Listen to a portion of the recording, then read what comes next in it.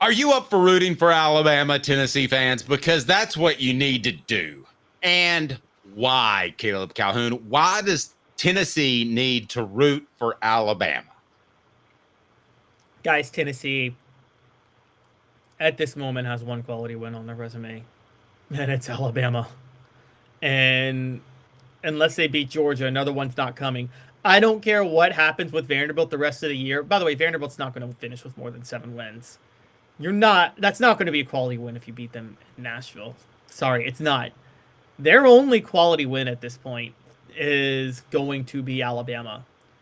They need Alabama to finish at least in the top 20 to really make a case for the College Football Playoff Committee. Because if they go 10-2, say Alabama, the wheels come off. Say they lose to LSU and then they just quit on the season and go and finish 7-5. Tennessee won't have a win against a quality opponent at all this year if they don't beat Georgia.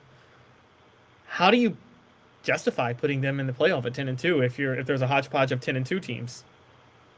Yeah, you're right, but no, I can't do that. Can't root for Alabama. Yes, you can.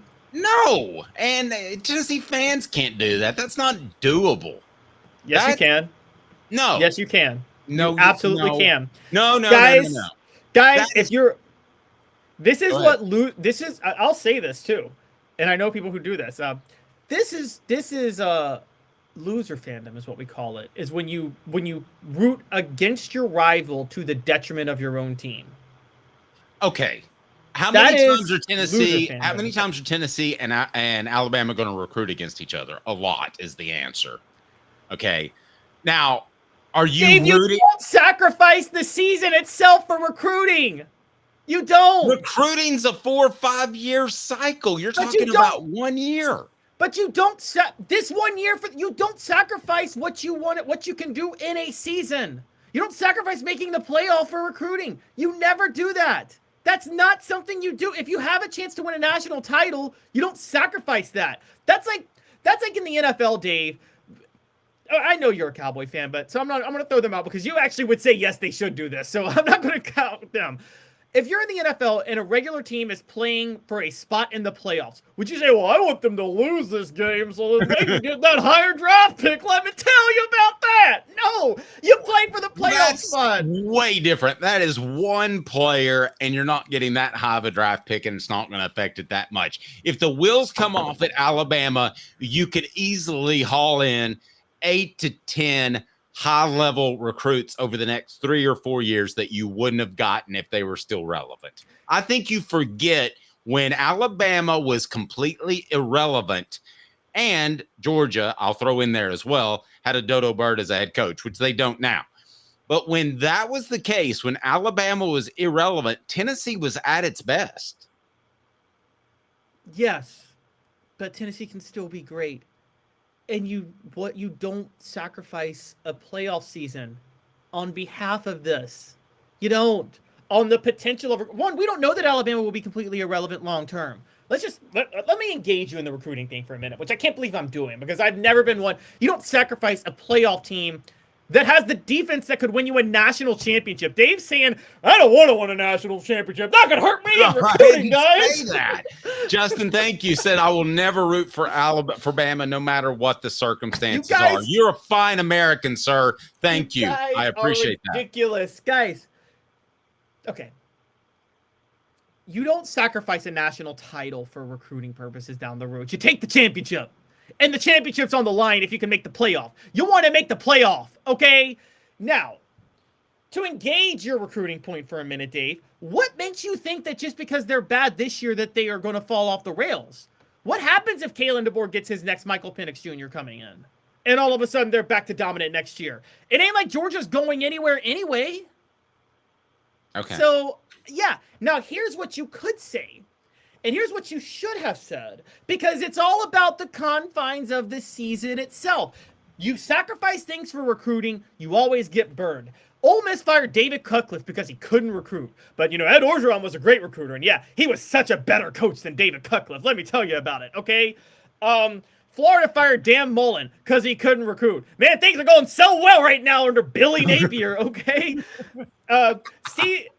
the difference between Ron Zook and Steve Spurrier. Ron Zook was a much better recruiter than Steve Spurrier, and it really showed up on the field with Ron Zook and Zook ball. Okay, so I'm sorry. And I'm someone who's covered recruiting, not to your extent, but I have.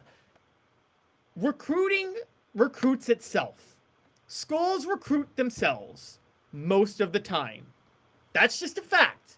The biggest thing that recruits is the success you have as a program. Making the college football playoff recruits better for you than other schools being down in the NIL era. So now that I have engaged your recruiting talk, your philosophy that you should hope to be worse so you could recruit better down the road, okay, I will give you a point. There's an argument that you should root for LSU over Alabama in 2 weeks. And it's this reason. If you have faith that Tennessee can beat Georgia, because as Dave pointed out yesterday, the dream scenario for Tennessee is to win out and not play for the SEC title. That is a golden scenario. Because the truth is, if Alabama beats LSU, Dave, and Tennessee wins out, they're going to the SEC title. They can't avoid it. Okay, James trumped me. My emotions still say you just can't root for Alabama, but he said winning a natty recruits. Yeah, that's probably true. If Tennessee wins a national championship, they're probably going to win their fair share of recruiting wars against Alabama. Caleb, give me 30 seconds as it's open enrollment for Medicare. Medicare Misty.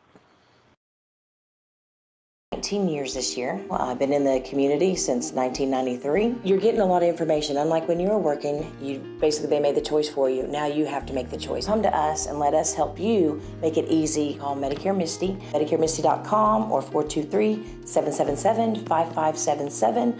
Let us help them sleep at night. And we call her Medicare Misty. Caleb, finish your point, sir. Look at you sitting back all Hugh Hefner style. Okay. What do you need, like one of the cigarette extender things and a robe? I got a few examples of this when Tennessee had to root for rivals. And you know what? They did the mature, responsible, reasonable thing. So one of those moments was 1997. I don't know if you guys know this history or not. Maybe you do. You know Tennessee lost to Florida that year, right? Peyton Manning's last year, Dave. Yes. Late in the year, Florida had lost 2 games. So Tennessee wins the East, and they're going to go play for the SEC title. It's the Bowl Alliance. So excluding the Pac-10 and Big Ten, there's still a national championship game. Heading into the last week of the season, Florida State and Nebraska are undefeated. If one of them loses, Tennessee gets to go to the national championship game. Guess what Tennessee had to do? They had to root for Florida to beat Florida State.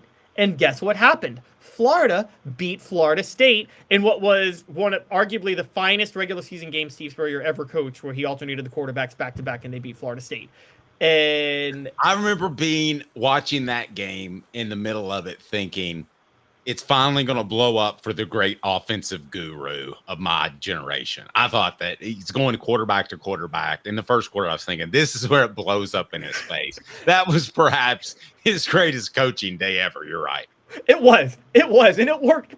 It worked flawlessly. And so they How much Tom Landry do the same thing in the mid-'80s? It didn't go well. Well, because Tom Landry thought he was a genius. Tom Landry was a defensive coach, but that's not an argument. He thought he was God's coach, for real. And okay. Well, he may have been. Who is harder to root for Tennessee's fan base, Alabama or Florida? Right now, it's 50-50, right down the middle. Vote now and give me your comments as to why one is harder to root for over the other. I'll sum it up right now. It, to me, is as clear as this. Florida is still, and Caleb, probably not to you because you're younger, but it's still nouveau riche to me. They don't have the history of an Alabama or a Tennessee or a Georgia or all those teams that, to me, have more tradition. They languished and floundered about throughout the 80s before they got lucky and hired a guy named Steve Spurrier, or they probably still would have 0 championships. So I'm sorry.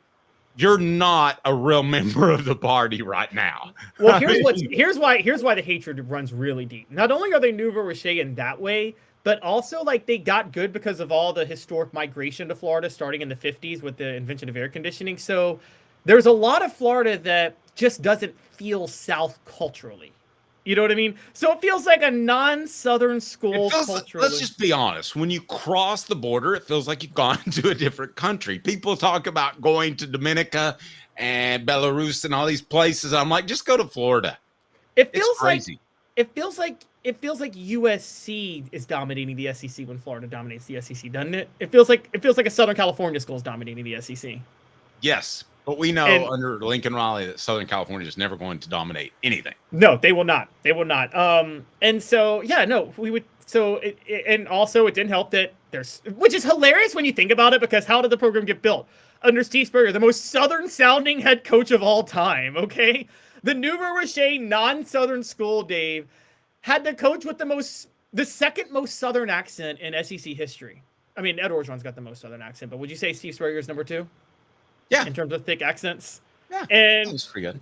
And and yet somehow they're not seen as like the old traditional Southern football program. They're seen as, like you said, Nouveau Rocher, not even New South though, like barely even South, and just dominating the SEC with a system, with the style of play under Steve Spurrier that just literally said, "Hey, SEC, you know that stuff y'all valued for 100 years? Yeah, none of that matters." That's basically what Spurrier said to them, isn't it? Pretty much. Steve Spurrier definitely is one that when we talk about changing the game, I think he changed the game for Florida.